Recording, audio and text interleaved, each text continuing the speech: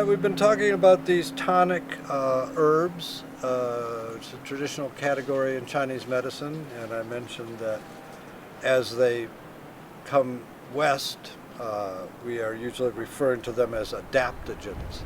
The idea is they help the body adapt to stress, so they're really serving to boost our immune systems is the way we talk about it. Chinese talk about it in other ways. They talked about qi tonics, blood tonics, yin and yang tonics. So here are some good books on the subject. Adaptogens by David Winston, and this massive one by Donald Yance on adaptogens in medical herbalism. And then we have two books by Ron Teagarden, who has a good website. These are specifically about the tonic herbs and using them for health promotion. There's plenty of books about using the tonic herbs for people that are sick. That's what most of the medical books are. It's talking about people who are so sick they want to go to the doctor. But if you want to learn how to use these herbs to promote your health, for instance, I referenced the basic four qi herbs called Four Gentlemen. Right? That's the basic unit of qi herbs. Well, that's used by bodybuilders. So it's not just for people who are going to the doctor because they're feeling so weak and they're constantly getting sick, etc., which is what you would have with a qi deficiency. And Winston's book is also good because he talks about growing the plants, which is nice. So one of the ways that you can use these adaptogens, and one of the ways you can get a hold of these plants, so let's say you wanted to start consuming some of these tonic herbs for your health, how would you get them? Well, of course, you can get anything on the internet anymore. But one place you can get them is in the new sort of Oriental supermarkets that are popping up increasingly in this country. I think it used to be that the nearest ones were Washington, D.C. or Atlanta, but now there's one has popped up in Durham, North Carolina. There's one in Raleigh. I've heard there's one in Greensboro. So as there's more Oriental people, there's more of these Oriental supermarkets, and if you go into one you will find an entire aisle of medicinal herbs. But it's not every kind of medicinal herbs. It's just it's primarily the tonics. And the reason they're in the supermarket is because you can eat them. So there's one method of consuming these herbs is to incorporate them into your diet. Most of the tonic herbs actually have a pretty nice flavor. So these are what's called in Chinese medicine the superior class of herbs. They're very safe. You don't have to worry about overdosing. You can take them for a long time. They're actually rather slow acting, so usually you do have to take them for a long time to get a dramatic effect. And so there are a number of famous recipes. These are all cookbooks involving using the Chinese herbs in food. I'll briefly talk about a few of these. The best source overall to discuss this matter is this one, I think, Food Plants of China by Dr. Hu, Xu-Ying Hu, who worked at Harvard for a long time, famous botanist, recently deceased. So she's got a nice introductory section on herbs for promoting health, which I should have had a bookmark in. This is, so she's a botanist, but she's writing a book about food plants.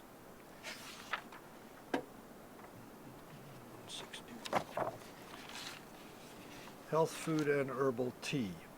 So the word is bupin, which means repair substance. And she's got a lengthy little introduction to the whole concept, and then she gives you some of the classic recipes. She comments that actually these herbs are hard to come by in China. In China, only very wealthy people could afford to cook with these tonic herbs. But in America, lots of people can afford it. We're very fortunate.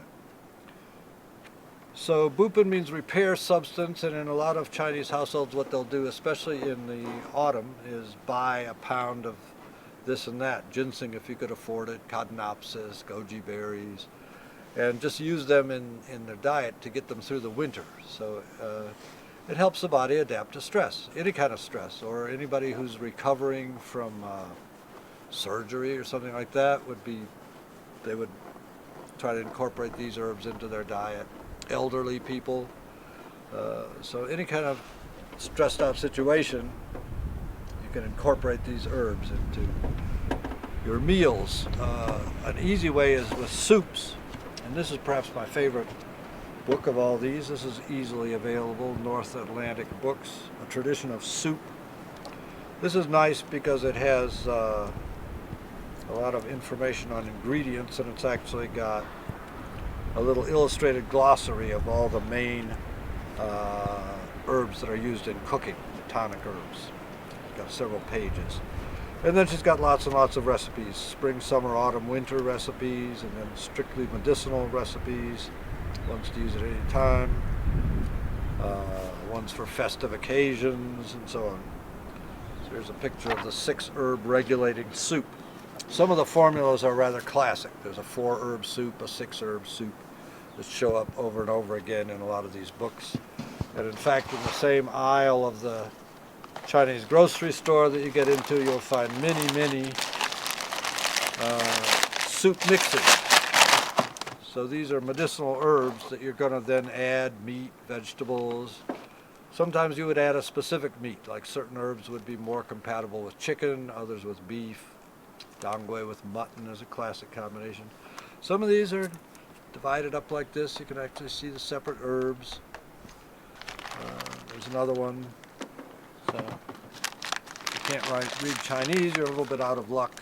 They don't give a lot of instructions or tell you exactly what health problem it's for on a lot of these. This is just a slight sampling. There are hundreds of different packaged up soup blends. But you can also get the recipes and make them up yourself. So let's say this is a good one. This is one that I just randomly picked up at the Oriental Grocery, Chinese Herb Cooking for Health. This is nice in that it also has the illustrated glossary of the herbs, and then a much wider range. So this is not just soups. It's got drinks, it's got casseroles, it's got even some cakes and cookies and dessert kind of things. Saw a fish stuffed with medicinal herbs. Very attractive, nice. We've got fruit as medicine, vegetables as medicine. This one, Divine Nourishment, is written by a woman here in Asheville. A Woman's Sacred Journey with Food. These are all Chinese medicinal herb recipes.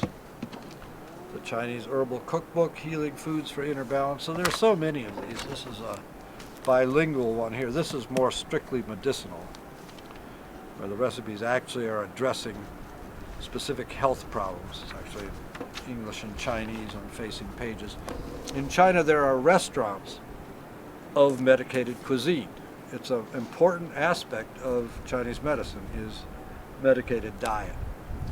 And this is sure to, I'm sure this must be already starting out in California and New York City, but it'll be increasingly big. So if you're a chef looking for a new angle, this is definitely one, incorporating these herbs. And as I said, a lot of them have very nice flavors.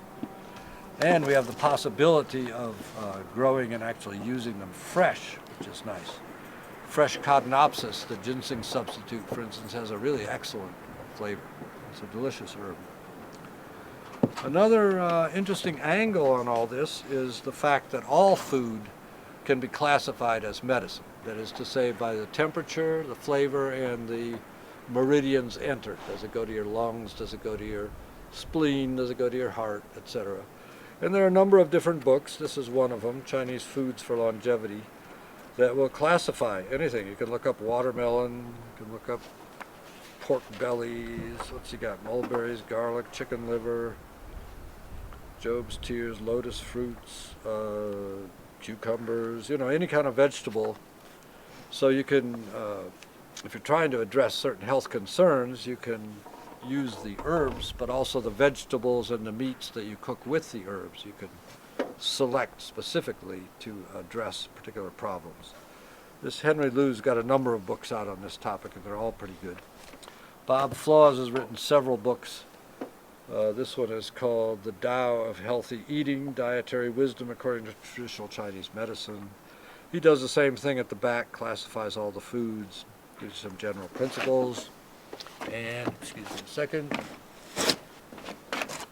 Bob Flaws also, he's got a book of diet for children, pediatrics, and then he's got this book of Jook. Jook is what we also call congee. It's very soupy rice cooked with about 3 times as much water. Thought to be one of the most digestible foods there is, very excellent for invalids. But you can make Jook with medicinal herbs cooked into it. This is the Chinese breakfast, is Jook. You don't have to only have it for breakfast, but this is classic breakfast. So this book is divided into all sorts of health problems, and it tells you what kind of Jook you can make for whatever your problem is, colds and flus, or here's anemia. You want to make a lamb shinbone congee, or Jook. Lamb shinbone, jujube, dates, and rice. They're very simple. It's usually just 1 or 2 herbs. And sometimes you're going to eat the herb, sometimes you're going to cook the herb into water and use that water to cook your rice. There's a couple different ways to do it. But this is divided into internal medicine, gynecology, pediatrics, 5 officials, dermatology, enriching and supplementing would be specifically the tonifying formulas. So that's another way to consume your herbs. And then one more I could mention quickly is this nice book on Chinese herbal teas, which gives you a bunch of simple 1 and 2 herb recipes that you can just sip during the day. So a press pot like this is excellent.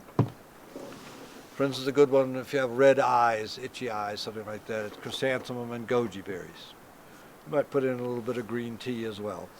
So you can pour the boiling water over it, let it sit for a bit, stick your plunger down, drink that, pour in more boiling water. You can do 3 or 4 times, just all day long. You can just be, so even hard roots and so on will gradually sort of soften up. So this pot is very handy. And this book again is organized by whatever health problem you might be having.